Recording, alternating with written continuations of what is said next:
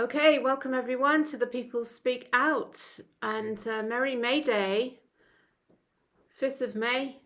Hope you're having a great weekend. It's the Pirate Festival here in Devon, so we're having great fun. Cannons have been going off in the harbour.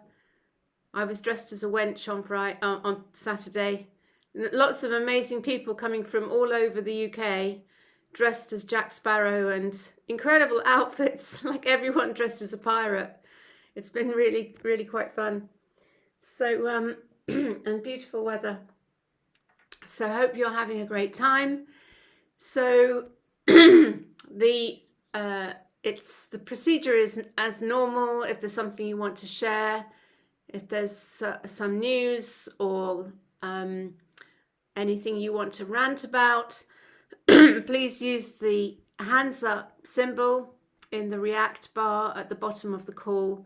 That way you'll come to the top of the call and I'll know to come to you. So just to give you a quick update, my main focus, it's so interesting how these kind of health scares focus the mind, because it just, in case you weren't aware, I had a very, very bad headache and I felt very, very ill. This is a couple of weeks ago now, and really felt close to death actually. And I couldn't get an appointment with the doctor for the life of me. It's absolutely insane, the NHS now, in terms of doctors and appointments. I mean, I still haven't, they said, oh, we'll get back to you. I still haven't had any notification. In the end, I had to go to the MATS, it's like MATS is like, I forget what it stands for, but it's like a mini A&E. So I went to the MATS at Totnes Hospital. They referred me to Torbay A&E. They gave me a CT scan and they revealed 2 bleeds on my brain. And they blue lighted me by ambulance to Plymouth, Derriford Hospital, where there's a neurology department, where I spent 7 days, 6 nights. And I had an exploratory brain operation where they cut a slit in your main artery in your thigh, and they put a laser camera up, feed it all the way up into your brain, and they fill your brain with dye, and it's all highly radioactive. So I was like, but anyway, I was just at that point, I have to go along with it. And luckily there was nothing serious like an aneurysm.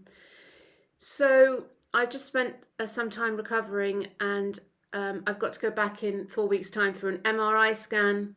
But I've really been having to look after my health and to rest a lot. So it's really interesting how it kind of focuses the mind. And I have to say, one thing I'm just totally not really giving much energy at all to is any of the kind of drama of, oh, Steve, I'm Steve, not user. Do you want to come on and speak, Steve? Put your hand up if you want to come on and speak. Okay, so I'll come to Steve in a sec. So just to complete on what I was saying. So yeah, I really haven't been wanting to give much energy at all to anything highly stressful, anything to do with fight. And my main focus has actually been the Dragon's Guide to Business, which went live on the supermoon. So I've been creating content and kind of energizing that group, and really that's been my main focus, and just radical well-being. But it was a real kind of shock and a bit of a turning point, I have to say. So anyhow, that's my little update, and I also really appreciate all of your well wishes, and thank you to everyone who sent me beautiful messages over the past couple of weeks. So I'm going to come now to Steve. I think you've been on before, Steve, haven't you? I seem to recall. Oh, you haven't? Okay, well, welcome. So let's open with coming to you, and give us a little intro of who you are, where you're from, and what you'd like to talk about. Hello there. Hope you can hear me all right. Yes, loud and clear. Good. I'm Steve, also known as a non-Q. I've been around the freedom movement for quite some time. I was involved with all sorts of different things. I was the online sound engineer for Jam for Freedom Oh, brilliant. Wow. back in the day. So I've got a little bit of knowledge around, and I'm one of these people who's very electrosensitive. I can't be near smart meters, it gives me terrible problems. And I was suggested to come speak to you on here by a friend of ours who we've just signed up to get water from Pear Tree Water. I don't know. A lady called Yasmina, who Okay. recommended I speak to you. Right. And I have a problem, which is a bit unusual. A year ago, I went to a festival at Hope in East Sussex. Oh, yes. Yeah. During and because I suffered from this electrosensitivity, we spent 4 nights in a wet tent on a deflated mattress and had the best sleep for 2 years. Okay. Nice. And so we decided when we got back, we needed to find a house to buy, perhaps in Netherfield, where Hope Village is. Yeah. And there were 2 houses on for sale in the village, one with a big electric pylon in the back garden, and this huge, wonderful medieval house that was half the price of what it originally was because it had problems. So we thought we'd try and buy it. I'm sitting in the house now. We did buy it. We visualized it. We we did all sorts of little magic tricks, and we got it. Congratulations. We couldn't believe Brilliant. it. Well done. But we have a problem. We moved here so we could be close to the community at Hope, which we've become banned from. The Oh, problem is we have a tenant in a house in Pevensey Bay near Eastbourne, who we were left the house a couple of years ago. My wife was, before I met her. And while it was under probate, she let a chap who was part of the freedom movement, who was sleeping in a van, rent the house cheap right. for £100 a week for a 3-bedroom bungalow near the sea. Okay. Pretty cheap price. And he was a volunteer at Hope, and he does all their security, and he runs courses on the Sovereign Project and all things like that. And he Right. teaches people how to be sovereign and not Okay. pay their bills. Well, one of the bills he's not paying is his rent. Now he won't leave. He says, well, I have a verbal contract with you. I'm a tenant. You can't get rid of me. You're trying to you want to become Lord and Lady of the Manor because of this big house, and I won't move. So we have somebody who's now sent us 30 or so 30, not 1 or 2, legal letters designed by AI computers, quoting sovereign project type rules and law. You mean lawful letters? Is he trying to Yes. go under like natural law, common law? Yes. Okay, right. And he's using the housing acts and things to forbid us entry. He says that he's holding the rent in trust. He's not paying any bills whatsoever, electricity, council tax, water, or anything. Right. He's running therapy workshops from the place. We never gave him permission to do a business. But the main thing is he won't bloody leave. Right. And you can't sell the property if you've got a sitting tenant like that. Nobody wants to know, or the value is just devalued. Right.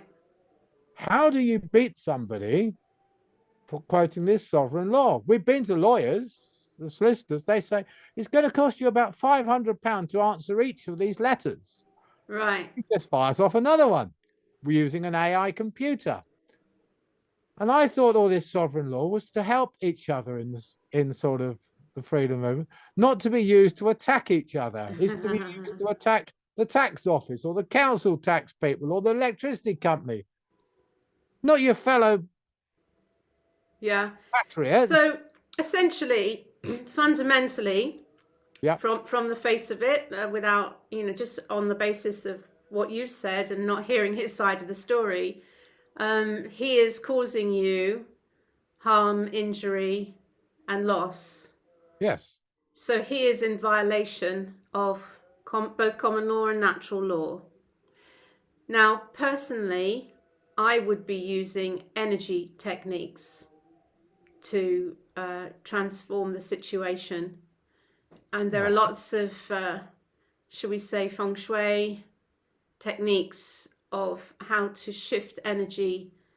And it's kind of like, it's almost like you need an exorcism. Let me put it like that. Yeah.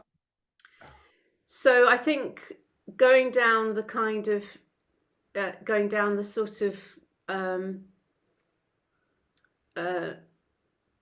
the route of any kind of system route, the system, or any kind of landlord, tenant, anything that rankles of the system. If he's a freedom movement person, he's not going to respond to intimidation or bullying of any kind. So see this as a spiritual, ethical, moral, energetic, higher challenge to use metaphysical techniques to vision a different future reality.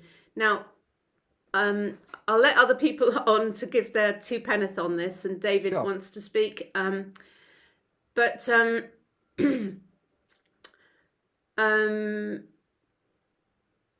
personally, I would see it as a cosmic challenge and a metaphysical challenge, calling you to see this from a different angle. And I suspect that the challenge is probably rooted within you or your wife in terms of some unresolved trauma from your childhood or earlier years.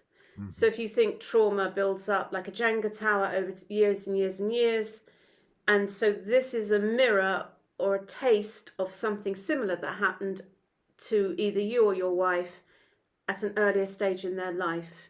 And when you find that trauma, which is in the subconscious, and you pull out that trauma like a block out of a Jenga tower and collapse the Jenga tower, you'll find he just one day just leaves or does a moonlight flip and suddenly he's gone.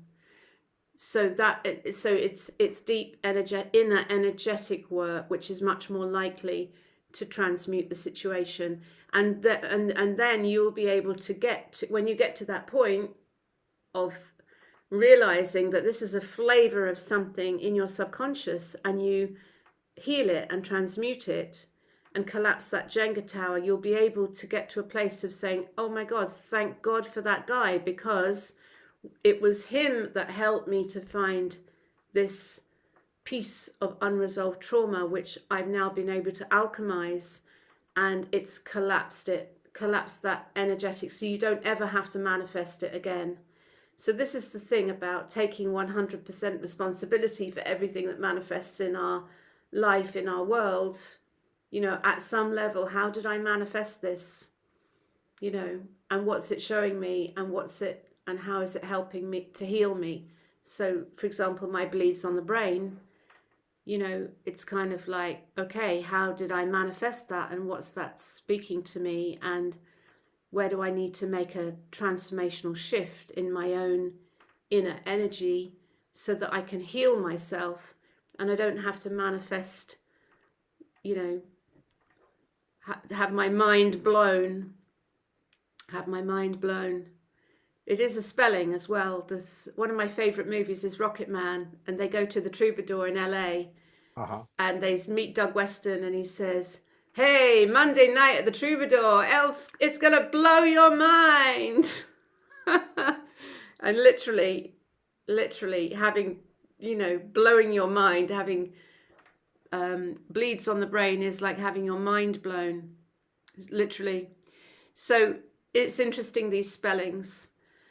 Anyway, I'm going to stop talking now because there's only one person with a hand up. So I'm going to come to David, and then we'll come back to you, Steve, if you want to add more. And where's David Love gone?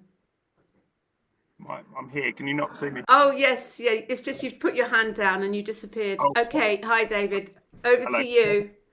Okay, well, there's lots to unpack there, really. First of all, I'm glad you're feeling better, Rachel. Having heard about your awful bleed on the brain and experience, sounds horrible. So I'm glad you're recovering well. Thank you very much to Steve. I used to watch some of Jam for Freedom's performances at the Freedom marches and demonstrations, including one in Hyde Park, which has got a bit of notoriety for other reasons. But it was really great to watch your performances. So thank you for what you're doing there, Steve. So basically, I just wanted to go on speak about energy again. So basically, I went along to Paul Standing Apart's 4th year anniversary yesterday in Paul Park, and I'd like to give a big shout out to a duo band called Dippy Bamba, which consists of Jack Dippy and Amber Bamba. They were a really lovely band, very high vibrational singing, high vibrational energy. And we, a large group of us, had a collectively wonderful time at the 4th year anniversary party for Paul Standing Apart. I just wanted to say that really, and also again, talking about frequency, throughout the whole afternoon, it was a very high vibrational frequency, lots of smiling, dancing, lovely music. And I think as Steve and yourself were mentioning, Rachel, for me, it's all about energy. And as we know, the beings, as I call them, are preying on low vibrational energy in any way they can to feed themselves, like a hunger, isn't it? Yes. Loosh, yeah. Yes, definitely. And we need to try our best, all of us, to not only laugh and smile and find the goodness in society, but also be able to be very forgiving of ourselves. Because as human beings, humane beings, we all have our highs and our lows and our inner demons that we need to acknowledge. But that's what makes us human and humane, and that's what differentiates us from the beings who don't want to acknowledge these things. So that's what I really wanted to say. Thanks, David. So any specific suggestions for Steve in how to shift the energy of his situation? In his position, what would you do? Yeah, I've had similar challenges in the past regarding the so-called legal professions, sending me threatening letters. As some people know, I've been arrested 5 times. I've been in court 4 times, kept in a cell overnight 4 times, all for resisting lockdown. Heaven forbid I'm resisting lockdown. I think the only thing I could do really, only thing I can suggest to Steve is make a note of everything that's said, write down everything that's said verbally and writing, and try and any correspondence you deal with, Steve, deal with it in writing. Don't deal with it over the phone, don't deal with it verbally, deal with it in writing, because this is all evidence of what's been done against you. And it's evidence of what basically it can be used against them. Yeah, because they'll deny things. They denied things with me. They tried to twist the facts. They tried to trip me up loads of times and demoralize me. And, to an extent, it did work for a little while at the time. But you've got to keep a sense of humor and put everything in writing. That's probably the main thing I can say to you, really. Yeah. Yes. So I was going to say one more thing is that we're dealing with very deviant characters, and we're not talking about the individuals necessarily themselves, but the corporations above them, the corporations that pull their strings, and people even above corporations. These are devious beings who don't have the compassion, empathy that we have, and a lot of people can't get their head around it because they think, how could somebody be that awful? That can't be true. So well, actually, it can be true, and we need to, be as loving as we can, but also put everything in writing and not let them get to us, not letting to our hearts. Basically, our heart is what they're after. Yeah. Thanks, David. Okay, so anyone else who would like to come on, please put your hand up, either physically or the yellow symbol. One thing I just wanted to mention, actually, about my little incident. One thing it did completely transform was my opinion of the NHS, because up until that point I was highly resistant to the NHS.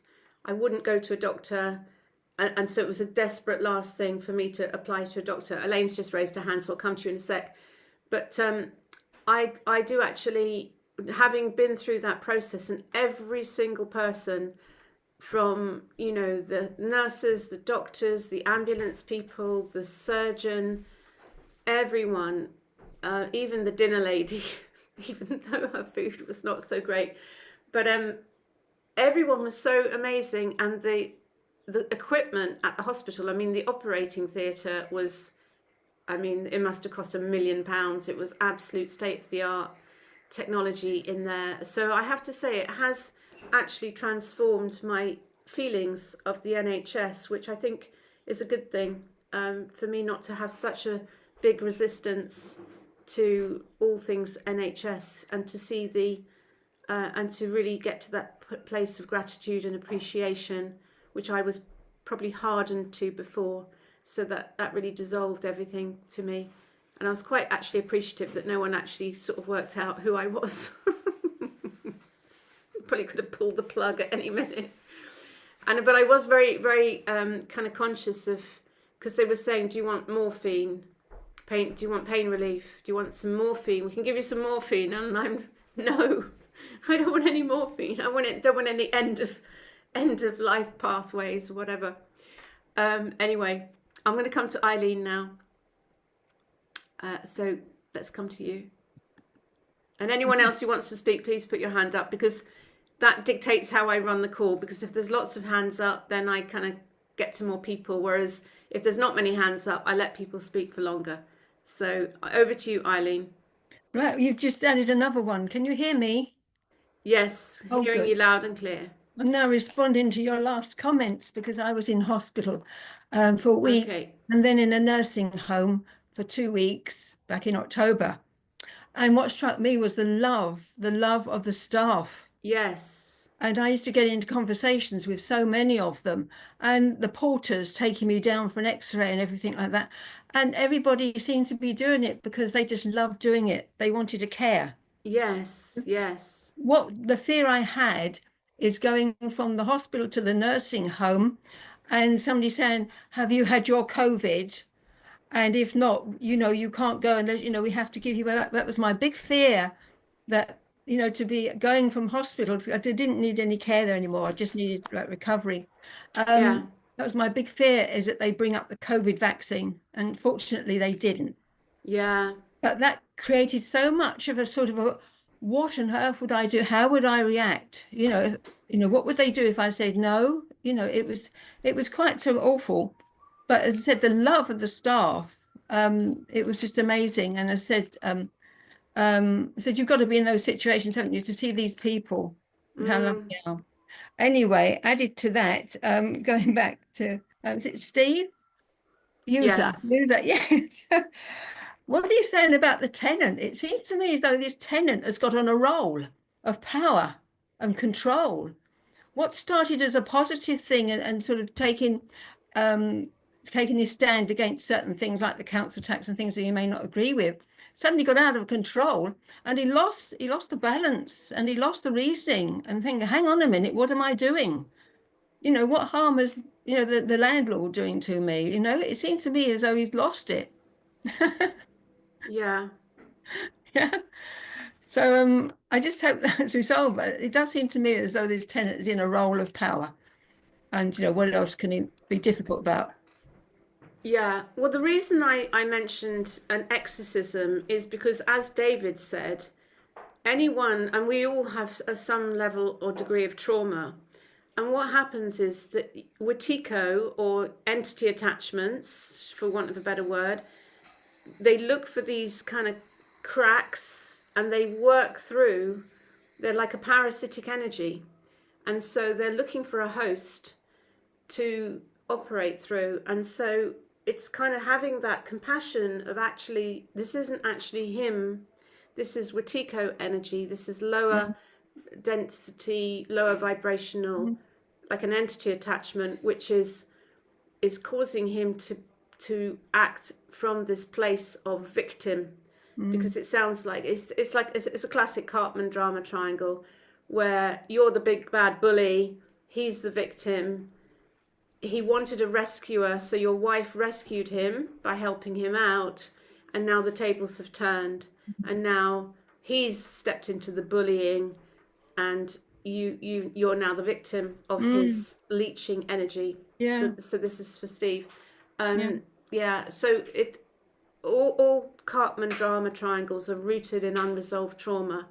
So that is the thing. It's like where is this trauma in both us and him? And if we can collapse it and pull it out from its roots, we can collapse the situation. But I think definitely what David said about documenting everything. But I am also remembering what Conrad said when I went down to interview Conrad at his beautiful mansion, his ship that he's built in the forest near to where I live, where he said about writing from love and to write from that place of touching in on the common law. Because, and I always remember Dean saying this to me about common law, every situation he would always run through in his mind, am I causing harm, injury or loss? If this came before a jury of my 12 fellow man and woman, and on assessing the evidence, did I do everything in my power to ensure that I caused no harm, injury or loss to my fellow man and woman? And what would a jury say? Would they find me guilty or not guilty? So it's a kind of like it's like putting some stuff through your inner conscience. So appealing to this guy's, if he truly believes in natural law and common law, speaking from that place of love, and speaking to the harm, injury or loss that you are sustaining. And that might not just be money being lost, but it might be your wife's health, it might be sleepless nights, it might be grief and tears of sadness. So appealing to the heart and explaining in a heartfelt letter that you have compassion for his situation, however he is causing harm, injury or loss. And this is you know, this is the flavour of what harm, injury or loss he's causing, not necessarily to you, but to your wife maybe, or the situation, or any financial loss or emotional loss. Steve, let's come back to you. Can I add something else? Yes, Eileen. I just want to say that your email went into my junk. And although I sort of read the headline, I couldn't believe it. I really couldn't believe it until I saw the video that you put up, Brush with Death. And I was so shocked because you are such a healthy person. So I do hope you are fully recovered. But, well, yeah. I have had a lot of stress and anxiety, and I have to admit it has taken its toll. Police breaking down my door, going to court, standing up against the authorities. Yeah. I have to say, and I have had people close to me say, Rachel, it's not worth it.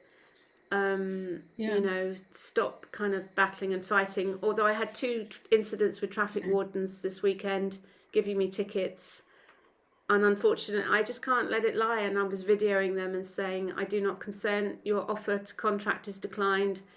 You know, you're supposed to be supporting tourism. I'm not causing harm, injury or loss parked in this bay. Blah, blah, blah, blah, blah. So it's just like it's something I can't turn off in me, unfortunately. Anyway, let's come back to Steve. Sorry, I'm talking too much. I must first apologise to you, Rachel, because I came in and I completely ignored what's been going on with you.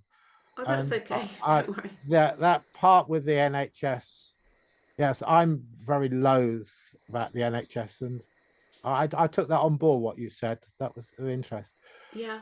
The big problems that this has caused us is it's split the Eastbourne Stand in the Park group.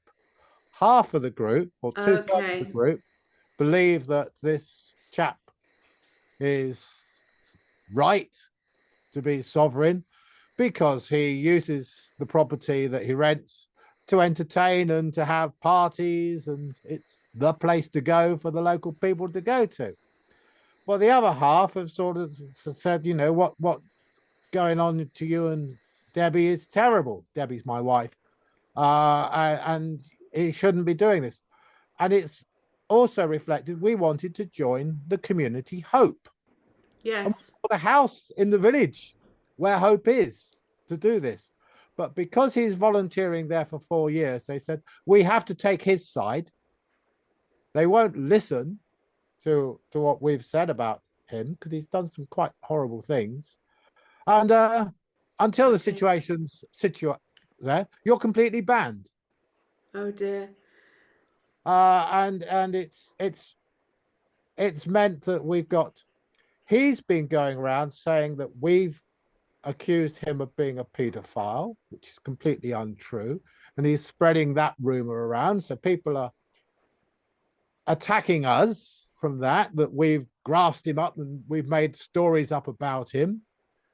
I've actually had to get a letter from Hope to prove that we never said that, which they actually agreed to do because they were astonished at that. But they still have banned us. We feel uncomfortable going to stand in the park meetings locally. Yeah. Although we've got some people, we're part of a group called Council Watch, and I've stood up at Eastbourne Council. I'm on the Eastbourne Council Watch making a couple of speeches. Yeah. And they seem to be people they're made of people who've got a bit more money, a bit better off, and have got a slightly different outlook on things. Yeah. And they own property, and they feel that it's horrendous what's been done to us. Yeah. But people who perhaps haven't got quite so much, who are renting, seem to think it's absolutely the right thing. And this so gentleman ultimately, Tony has got a huge following in that he runs courses. He's done shows with Richard Vobes. Okay, so we'll come to you in a sec, Kareem. But just to add into this, it's like this kind of divide. It's like it's creating division, and what we are really wanting is unity consciousness. Absolutely. And so the question then becomes, how do we transcend division into unity consciousness? So personally, I would be feeling like, how could you engage everyone who's involved in all of these groups in the solution, and not trying to take sides. Oh, well, they're on my side, but they are not on my side. It's like, okay, this is an opportunity for us to create unity consciousness. How can we collapse this division and come back to a place of mutual understanding? Now, one big phrase which is very important in this whole movement is I do not consent. So if he's using your property to have parties or whatever, a very powerful line is we do not consent. You know, we do not consent. We do not consent to your occupation of this property. It's causing us harm, injury, or loss. We do not consent to you inviting guests to the property, because these are phrases which should, if he truly is part of the freedom movement, should resonate at a very core, because natural law is about God's law. It's a spiritual thing. Yes. It's nothing to do with legal.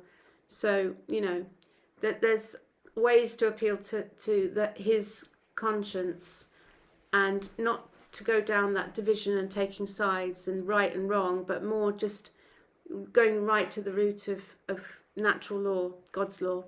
Karine, let's come to you. And anyone else who wants to come on, please put your hand up. Oh. Hello. Hi, Karine. Thank you for your Hi. sweet comments in the chat. Yeah, no, my internet's coming and going, but here I am, and I'm so delighted to see you, Rachel. I mean, you have been in our thoughts such a lot. So very delighted. Yeah, I can really feel my heart feeling that trauma of Steve and this issue, half of which I didn't hear because the internet went. But I just thought I'd share, because we have, where I live, there's four houses in a row and a little access road at the back, which we don't actually own, but it's there in all our deeds. We have right this is how we have access to our houses. And the new housing estate, which is from the 70s, so it's not new, but it's new relative to us. Yeah. A woman has started to encroach on our access road. She has no right to do it. She's over her legal boundary. So there's been a whole big thing about she's very, very, actually, bottom line, she's very traumatized, obviously, because she used to have or still has alcohol problems, and she's very aggressive. Not to me, because I haven't had contact. So anyway, yesterday, there's various things happening. And what I wanted to just, one neighbor is really up in arms because she's been so aggressive to him and his wife. And the other, anyway, yesterday we met, but I've been really keeping the vision of Grace, and that somehow through her trauma, she needs to find a way of grace. There needs to be a situation whereby she can withdraw with some sort of grace. Because she's got all these neighbours in the neighbourhood. Oh, it's all right to take all this stuff, which of course it isn't. Other neighbours have done it further up. Anyway, to our little gathering yesterday, we had the studio and I opened my little Zen book, and here's this perfect little koan, and it says, the ending is grace and ease. And I was delighted that two of the other neighbours, we've actually all agreed that we want to have a resolution with grace and ease, and that we are prepared to put in a little fence where the boundary actually is, so that we can still get our vehicles down our access road, and that she gets part of what she wants. So it's a very interesting thing, because part of us think, oh God, how dare she, and why is she aggressive? But actually all the time I've seen she's aggressive because she has trauma in her. And I've just held that vision of grace. And there we go. I opened the book, Grace and Ease. And yeah, I just feel it's a time of really synchronicity. I'm doing this course with Alethea Sophia or Mary Magdalene. And, I go to the gym and there's Mother Mary sing to me, and you're going like, oh, Mother Mary's here in the gym, courtesy of the Beatles. So it's, I don't know, there's all sorts of gorgeous synchronicities. And I just feel I'm very, very committed to light in this world. Yes. And I've just been at the Stanton Drew Standing Stones on a workshop, and it's all about this, this increasing light and our energy going to really not feed the darkness, be aware of it and do our best, but not add to it. So I don't have any solutions. Is it Steve? Sorry, I get a bit brain dead sometimes. But just to bring light and love and ease to that situation. And I think that's it. Thanks, Karine. Thank you for coming on. Yes. Yeah. And this is the thing, actually. This house, just to talk about, going back to you, Stephen, this dilemma. Now, this house, it's in probate, so I'm is it your mother-in-law died there, or what's the history? What's the predecessor chi of the house is kind of what I'm angling at here. It was in probate. It was left to my wife But did because someone die there? she cared for somebody, and it was given to her. It's now out of probate, and it's now fully ours, and it was put over to us in December. Okay, And but from what December, did someone die there is what I'm asking. Yes, I think he did. Okay, right. So I'm talking about pure feng shui terms. Sure. Because the house where I'm house sitting at the moment, both the occupants died. So it is important, if you've got a home where someone's died, to do a space clearing, which we have done here. And I've actually done several space clearings, feng shui, shamanic space clearings. So if you've got a house which has got that kind of death trauma, for want of a better word, it will attract that kind of the lower dimensional entity. So if that house was a bit like, if you were to imagine just a property where it's been left and the energy is very stagnant and lots of spiders and creepy crawlies kind of get in because it's stagnant energy, and you go in there and you flood it with light and you clean it and you do a space clearing, and all of the kind of creepy crawlies kind of will all leave, you know, because it's not a vibrational match to their energy. And so energetic, I mean, obviously you can't get in there to do a space clearing, but you could do that from a distance point of view. You could flood it with love and light. If you were able to access the garden, you could plant high vibrational powered crystals, which you've powered with intention. For example, rose quartz or white quartz with intention for a clearing and a healing.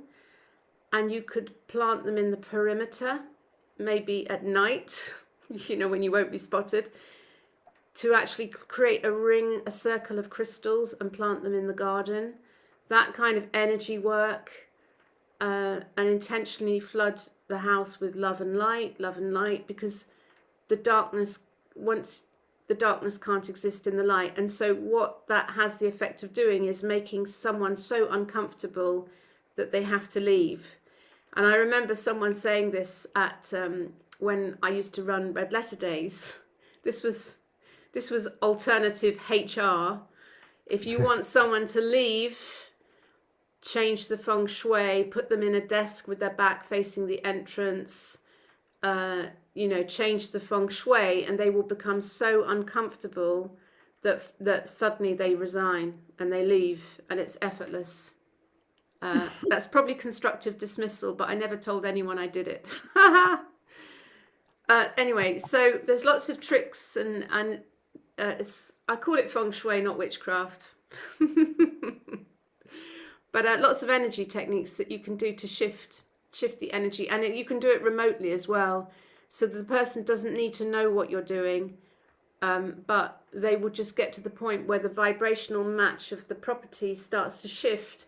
They're no longer a match to it, and they just get so uncomfortable that one day they've just done a moonlight flit, and they might leave it completely trashed, but you can then go in and space clear it and renovate it or sell it, you know.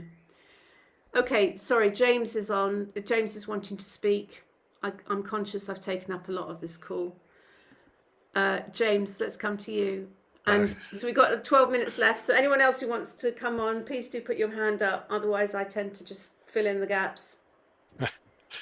Thank you, Rachel. Nice to see you getting back to your old self, as it were. Thank you. Yeah, I don't have anything major to add on the awkward situation of the dodgy tenant, shall we say. I certainly would go along with a lot of the things you've said. And prayer is another one. You could pray and ask for help. Yes. Yes, because I once had a situation where I thought, oh God, how do I get out of this? And probably God was the right word. So I said a quick prayer, and it resolved itself within a quarter of an hour or something like that. So I don't know if that would work every occasion, but it's there's no reason you can't try and try to engage the help of your spirit guides. I don't know if Steve knows about spirit guides and so forth, and God or the Great Spirit and so forth. But yeah, there is help available, but you have to ask for help. You know, they don't like to interfere with free will, which we all have down here.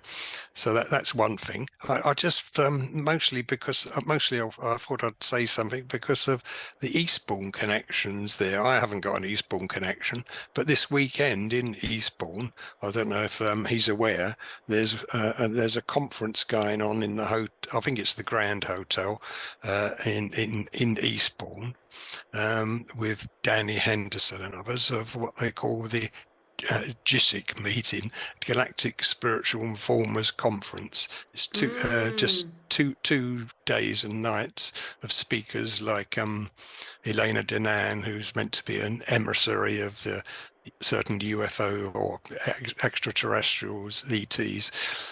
And anyway, regardless of whether that's accurate or not, there's meant to be a UFO, as it were, flyover that will be visible over the sea in Eastbourne around about 8 o'clock at night, possibly 8 till 9 possibly. But I've put a link in the reaction, but if anybody misses the being able to see that in time, it's GISIC, GSIC, Spiritual Informers, as I say, Galactic Spiritual Informers Conference. They can also find Danny Henderson. Yeah, So Danny Henderson on Facebook. This is a real thing. It isn't just like drones or something. Oh, no. Totally the opposite. They'd done other conferences, mostly in America. This is the first one in the UK. Previous one in Denver, Colorado. I remember now because she keeps repeating where it was. They had a UFO flyover. It isn't nice and down to earth so you can easily see them. They're lights in the sky basically, but maybe if you've got a really high powered camera or telescope, you could see more, but they're only allowed to come because they're the good guys, as it were, within, I think it was 62 miles of Earth or something, for some reason. But anyway, they had that in this this Denver, Colorado, USA one, and where they had it was officially a no-fly and no drone zone. Okay. So and yet they still appeared, and they appeared on schedule when Elena Denan said they would appear. Wow. They had a 1 hour window, and they came along exactly as pre-planned, and this is pre-planned for Eastbourne. It's going to happen again, and the mainstream media, of course, ignore it all. They don't want people to know, and they tried to make out it was drones by sending up a load of drones just after that in America to try and say, oh look, these are our drones, and they made a point of telling everybody they were theirs. Okay. Yes, I mean, there's a big, well, we know it's spiritual battle, but there's a battle of power going on behind the scenes. But that's to get the full story, you need to go and look at the website and things like that and start investigating on that side. I don't know whether everything they say is 100%. Perhaps it is, and perhaps it isn't. I haven't been to Eastbourne to find out. I won't be in Eastbourne to find out, unfortunately. And I haven't been to America, so I've never seen that one. So I have no literal personal experience other than seeing videos and so forth. But anyway, I thought that might be of interest with people in or around the Eastbourne area if they're free on a Saturday night. I think it's the Grand Hotel, but you can find out on the website. Yeah.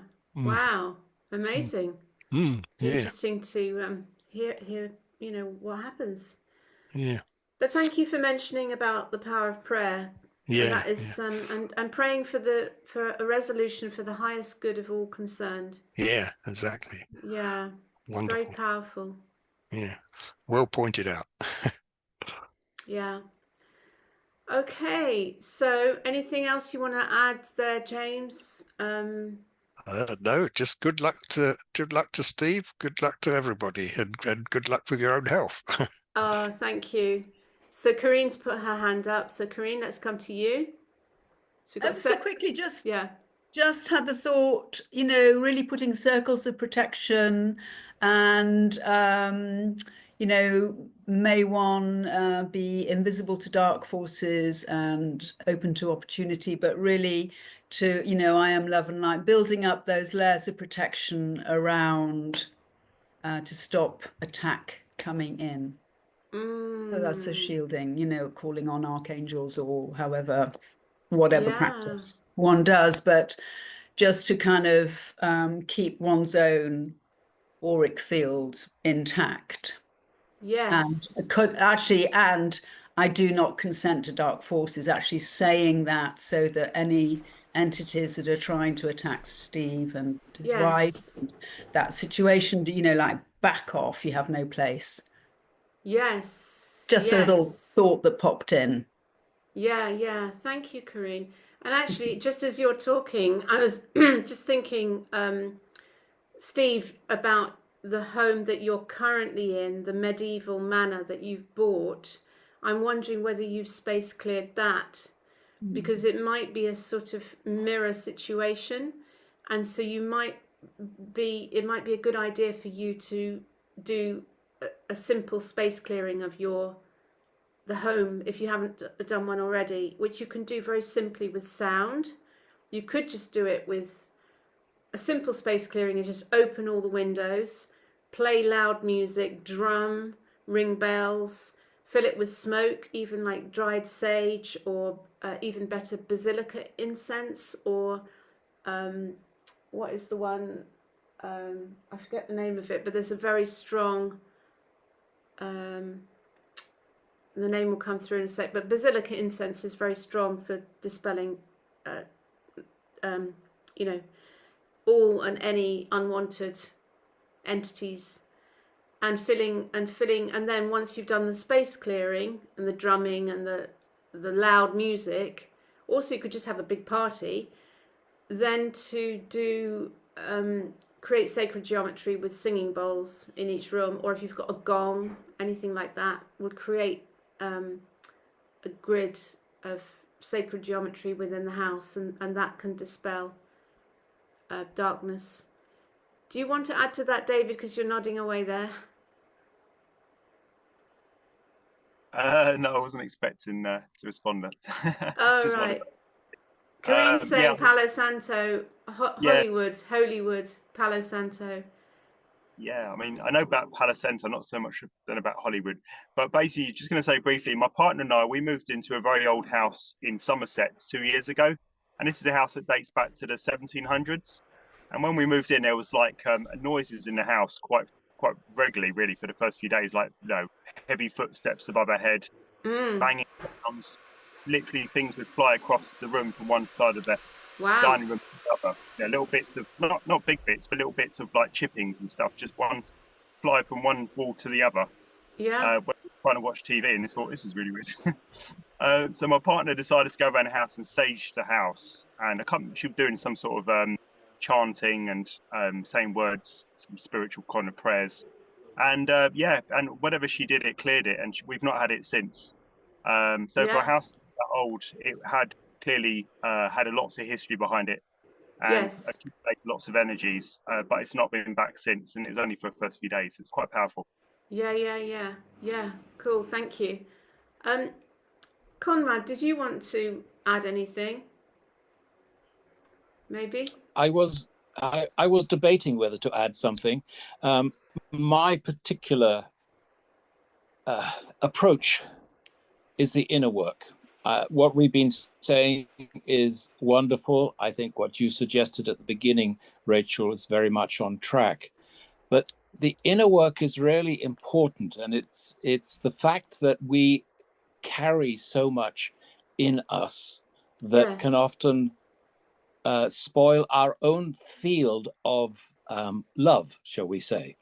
And if we do the inner work and work on that, the field grows, and wherever this bungalow is, where this chap is taking it over, even if you're 100 miles away, your field will reach that bungalow so that he decides to leave. But it's because of the inner work. And I just wanted to emphasize that. Thank you. Yes. Thanks, Conrad. Thank you for bringing that in as well. Absolutely. And that's the thing, when we move out of judgment and blame and projecting it onto an external, and we bring it in and say, okay, where is this a match to my energy, and where is this showing up in my life? And then if there's sorting out your own home there and your own inner world, then the externals will transform. That's Absolutely. Yeah. Thanks, Conrad, for reminding us of that. Any last words, Steve? Because we're coming up to 1 o'clock, and I need to take MJ to the train station. So, Steve, do you want to add any last words? I just say thank you. I feel to a lesser degree, I have been doing all of these things. I do a lot of prayer and meditation. Okay. It's part of my way. We imagined ourselves being in this house, meditated on it, and we got the place, and it was a horrendous fight. And the idea was we wanted to actually have this house and offer it as a annex to Hope. So when they had speakers going to do talks there, they could come and stay with us for free, and we would give them a lovely place. And we've designed guest rooms and guest suites for doing that. So the whole thing was we had positive reasons for wanting this place. And I always believe in you pray for somebody to have the things that you want. And so in a way you've manifested it. Well, we manifested this house in just the most incredible way, and it worked, and we got it. But also you've and manifested I even buried little bits of silver and gold in the garden before we moved, when we put our offer in. But what I'm saying is in a way you've manifested your intention, which because it's become an annex to Hope, because you've got a Hope volunteer who's taken up residence there, and he's made it into a community house for people to gather from that movement. But the old place he has, yes, but it's in a negative way. But we wanted an annex in a positive way. I know, but he won't see it as negative. He will see it as he's doing the community a service from an asset. So yeah. his intention is actually very aligned to the intention you set, if you get my drift. Yes. It's just you're not in control of it. No. So that's an interesting one, isn't it? That's an interesting extra layer that has been added into the mix, because if he'd had your blessing and you were saying, yes, by all means, have it as a house to help the community and invite anyone over that you like and make it a kind of community hub with your blessing, then that would have fulfilled your intention. But the missing piece is that he's done it without your consent, and he's basically living your intention without your consent. Yes. You get my drift? And it's bringing up resentment and anger. So what's the piece there? What's the piece, which is the piece? Well, if we let him have the house, and we let the community have the house, then we would have to leave here, and we would be financially ruined. Hold on, you said, sorry to play a devil's advocate, but you said earlier that your intention was to let the Hope community to make it a space for because this house, the house that we bought and we are living in is quarter of a mile from it's 10-minute walk from Hope. Okay. We went to Hope and found a wonderful, peaceful community. We've since discovered that they're very, very much into making money. It's run as quite a strict business and all, but they paint a picture of it being a charitable organization. But it's not quite the same, because the lady who suggested I speak to you have had problems with them regarding they're not friendly to people who are actually really into healing.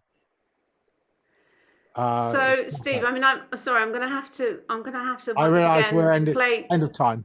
Well, I'm not going to complete there. I have to actually say some words in support of Hope, because I have spoken there and I've been down to one of their events, and knowing a bit about their community school and how they've been violated by, for example, the Sunday Times wrote a hit piece on them, And obviously, yes, they're a charity, but even a charity has to have revenue streams and it has to have Oh, yes. cash flows to be able to support itself. So Of course. what you might be reading in as desperate for money and profit might be their need to survive or their desire to survive, and therefore there's a strong urge to monetize as much as they possibly can so that they can keep going.